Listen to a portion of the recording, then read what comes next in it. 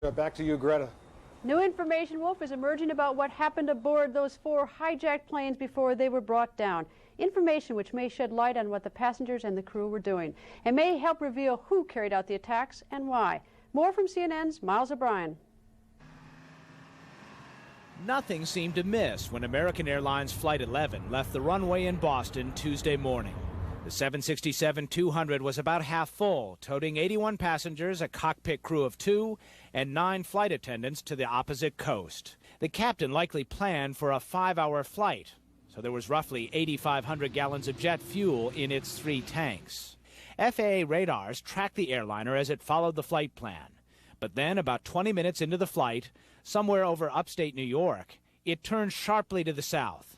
Flight 11 was hijacked, apparently by knife-wielding men. Airline pilots are trained to handle such situations by keeping calm, complying with requests, and, if possible, dialing in an emergency 4-digit code on a device called a transponder. It transmits crucial flight data to air traffic controllers.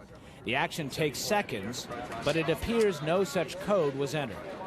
But in the cabin, a frantic flight attendant managed to use a phone to call American Airlines Command Center in Dallas. She reported the trouble, and according to the Christian Science Monitor, a pilot apparently keyed the microphone, transmitting a cockpit conversation. The hijackers could be heard saying, "We have more planes, we have more planes." Radio transmissions like this would have been recorded on the ground by the FAA. The police have identified 5 suspects that they believe were involved with this terrorist act, and 2 of whom may be brothers, apparently, reportedly. 2 of whom, 2 others, may have flown in from Portland and originated in Canada. About 5 minutes before Flight 11 started heading south, another 767, United Flight 175, left Boston, also for Los Angeles, 65 souls aboard. 15 minutes after becoming airborne, it veered off course. One passenger made 2 calls to his father. In one exchange, he said a flight attendant was stabbed. In the second call, he told his dad the plane was going down. They knew not to carry guns on the airplane. If they fired off a bullet, I mean, they could have had explosive decompression on the aircraft. They knew what they were doing, and they knew what their mission was, obviously. We know what happened next. The 767 struck and ultimately leveled the World Trade Center's Twin Towers. I know pilots. No, if you're going to die, you're not going to fly in a World Trade Center to do it. Yeah, there would be a struggle, major struggle. By 8:20, the 3rd hijacked flight, American Flight 77, a 757, left Dulles Airport outside Washington, again bound for Los Angeles with 66 people on board. Radar tracking information on this flight obtained by CNN seems to indicate the transponder was turned off, which would have made it tougher to see on radar. We do know this: an hour and 20 minutes after departure, it plowed into the Pentagon. On board was Barbara Olson, a well-known attorney and frequent CNN legal commentator.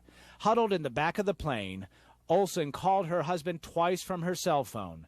She described the frantic scene. She said that they were armed with knives and box cutters, cardboard cutters. Even as the focus shifted to the nation's capital, a 4th plane, United Airlines Flight 93, bound for San Francisco out of Newark, takes a sudden 180-degree turn near Cleveland. More than one of the 38 passengers called their families to offer final goodbyes. He said, I want you to know I love you very much, and I'm calling you from the plane. We've been taken over. There are 3 men that say they have a bomb. And then the phone went dead. The 757 began homing in on the Washington area, its target unknown. But this flight did not make it that far. It crashed into a cornfield in Somerset County, Pennsylvania. Was there a struggle in this cockpit? The military denies it was shot down.